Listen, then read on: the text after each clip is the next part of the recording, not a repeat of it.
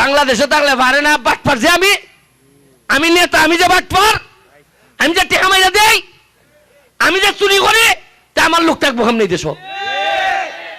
সোনারঘাট মাধবপুরের মধ্যখানে একটা 5 star hotel হইব, ওই যে গ্রান্ড সুলতানের মতো। হাততালি দাও না করে, বাইর থেকে মানুষ আইলে তুই টেকা রুজুই বই তো নানি। আর একবারে খালি যায়নি কেউ, এই 5 স্টার হোটেলে ওরা থাকবো।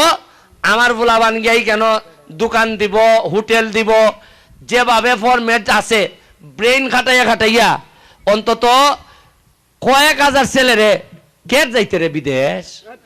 এরপরে আমরা অনেক কর্ম খারাপ আছে, আমরা বহু বালা বালা মানুষ দেশ থেকে বিদায় দিছি। তবে আমি এখন চেষ্টা করে যেতেছি ডেইলি আমার বিভিন্ন লোকের সাথে দেখা হয়। 5 স্টার হোটেল সোনারঘাট হইব, সোনারঘাট মাধবপুরের মধ্যখানে একটা 5 স্টার হোটেল হইব, ওই যে গ্রান্ড সুলতানের মতো। হাততালি দাও না করে।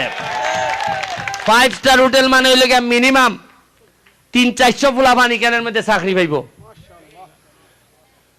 তেলিয়াবাড়ার থেকে সানপুর পর্যন্ত পুরা পর্যটন, ওই যে কক্সবাজার মানুষে যায় না নি, এইভাবে পর্যটন হইব। অন্তত মিনিমাম 1 থেকে 2000 চা বাগানের শ্রমিক এবং বাঙালি মিলিয়া আমরা টেকা রুজির ব্যবস্থা করতেছি।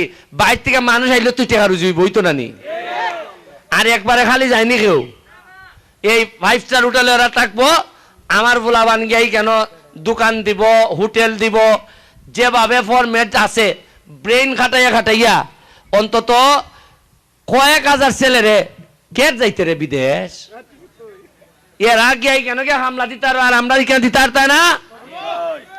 আরে বাঙালিরা যখন দাঁড়াই গেছি গিয়া পৃথিবীর কেউ আমরা সাথে খুলে উঠতে পারছে না। আপনি গিয়া দেখুন লন্ডন আমেরিকা, যেখানে বাঙালিরা গেছে 1000 কোটি টাকার মালিক হয়ে গেছি গা। কেমনে হইল? ব্রেন খাটাইছে, শ্রম দিছে। আর বাংলাদেশে থাকলে পারে না বাটপার যে আমি নেতা, আমি যে বাটপার, আমি যে টেকা মাইরা দেই, আমি যে চুরি করি, তা আমার লোক থাকবো কেমনি দেশ। নেতা যখন চুর হয় ই এলাকার মানুষের ভাগ্যের মধ্যে কুস্তা থাকেনি। আর এরা বিদেশ আর যাই করে নেতা বালা একটা সিস্টেম লাইন নিছে, চুরি করতে আর তাই না। আর আমি যে খালি চুরগলের কিছু হালকা বাড়ি দিছি, বিশ্বাস করেন আমার মায়ের সকালবেলা ডেলি উঠতে করে ফুত্তরে মারি লিব। এই দেশের মধ্যে কোনো মানুষ বালা মানুষ বাঁচেনি। বঙ্গবন্ধুরে রাখছেন নি, আমরা সাইন নেতারা রাখছেন নি, শাহ এম এস কিবরিয়ারে বাইদারে মারি লিছুন, মারছেন নি। আজকে শাহ এম এস কিবরিয়া থাকলে আমরা অর্থমন্ত্রী পাইলাম না, বালা মানুষ হইলই মেরে লাইন। তবে আমিও এর থেকে আগে বুঝে লাইছি আমার মেরে লিবা মনে হয়। তবে আর যতদিন বাচ্চা যাই মোবাইল চাপ যারা মারতায়, আমি তোমরা আহ্বান জানাই, আর কটা দিন খালি আমার রাখো দেখনে আমি কি টাইটটা দিয়া যাই। কারণ একটা এমপি যখন ডেসপারেটি জায়গা পয়সা খাইতো না, একটা এমপি যখন জীবনের রক্ত কুল্লাটে দিবার লাগে প্রস্তুত থাকে, সে যখন মানুষের জন্য করার লাগে পাগলই জায়গা, সে যে কি শক্তিশালী, একটা এলাকার পুরা ইতিহাস বদলাই দেওয়ার জন্য এরকম একটা এমপি যথেষ্ট। আর কর্মে সন্তুষ্ট হইয়া আপনারা যেন আমার সারা জীবন আপনার ছেলের মতো হইয়া রাখেন, আমার এটাই আমার সবচেয়ে বড় দরকার।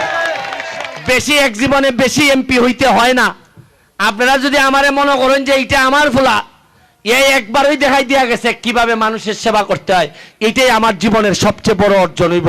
আরে এমপি মন্ত্রী তো সারা দেশেই আছে, সবাইরে মানুষ এইভাবে ভালোবাসে না। আমি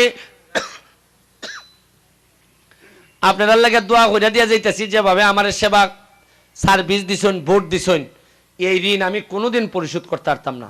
আমি আমাদের চেয়ারম্যান সাহেব নোমান ভাই, আমাদের মালেক ভাই, উন্নয়ন মানুষে কয়